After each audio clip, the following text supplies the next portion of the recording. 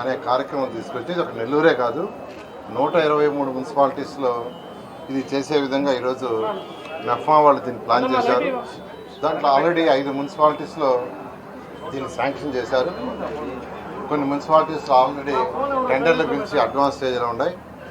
నెల్లూరులో అయితే ఈ యొక్క స్మార్ట్ సిటీ ఏదైతే మైపాడ్ రోడ్లో చేశారో 120 మందికి 120 మంది మెఫ్మా మహిళలు వాళ్ళకి యాక్చువల్గా ఇది ఇచ్చారు. ఈ ప్రాజెక్టులో ఒక్కొక్క యొక్క షాపు 4 లక్షలు అవుతుంది మొత్తం చేయడానికి. అందులో 2 లక్షలు మెఫ్మా మరియు నెల్లూరు మున్సిపల్ కార్పొరేషన్ కలిసి వాళ్ళు చేస్తున్నారు. మిగతా 2 లక్షలు వాళ్ళకు లోన్ ఏర్పాటు చేశారు. ఆ లోన్ వాళ్ళు కొంత ఒక 5 సంవత్సరాలు రీపే చేసుకునేటట్టుగా. అయితే ఎలక్షన్స్ అయిన తర్వాత నేను మాట చెప్పాను, ఎలక్షన్ రిజల్ట్స్ వచ్చే ముందే నెల్లూరు సంవత్సరానికి మా కుటుంబ సభ్యులను ఒక 10 కోట్లు ఖర్చు పెట్టమని నిరుపేదలకి. ఆ నేపథ్యంలో ఈ 120 మెఫ్మా మహిళలు ఎవరైతే షాప్స్ ఓన్ చేసుకున్నారో వాళ్ళ బ్యాంకులో 2 లక్షలు ఉందో ఆ 2 లక్షలు 1 లక్ష యాక్చువల్గా నేను కడతానని ఆ 120 మంది మహిళలకి చెప్పాను. ఆ నేపథ్యంలో ఎవరైతే 50,000 ఒక్కొక్కరికి ఇచ్చేశారు యాక్చువల్గా. మిగతా 50,000 కూడా బ్యాంక్ అకౌంట్ చేస్తాం. ఏదేమైనప్పటికీ ముఖ్యమంత్రి గారు P4 అనే ప్రోగ్రాం తీసుకొచ్చారు.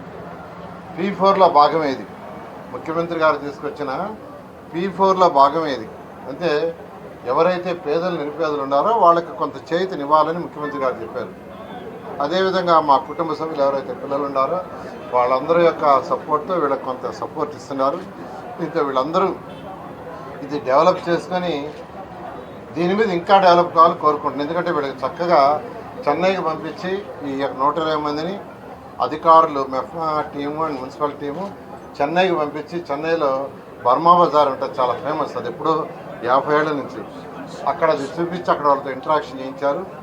అదేవిధంగా మళ్ళీ వీళ్ళందరూ కూడా 4-5 సార్లు ట్రైనింగ్ ఇచ్చారు ఏ విధంగా వ్యాపారం చేసుకోవాలని. ఇక్కడ 120 షాపులో కొన్ని షాపుల్లో వరుసగా హుడ్డీ ఉంటాయి, కొన్ని షాపుల్లో ఫ్యాన్సీ, కొన్ని షాపుల్లో ఎలక్ట్రికల్, ఇట్లా ఆ విధంగా ఒక చక్కగా ఏర్పాటు చేశారు. ఇది ఏర్పాటు చేసిన మెఫ్మా ఎండి గారిని, అదేవిధంగా మున్సిపల్ కమిషనర్ గారిని, కలెక్టర్ గారిని, తర్వాత పీడీ గారిని మరియు మెఫ్మా అధికారులు ఎవరైతే ఉన్నారో వాళ్ళందరినీ, మెఫ్మా గ్రూప్ అందరినీ ప్రత్యేకంగా అభినందిస్తున్నాను. Thank you.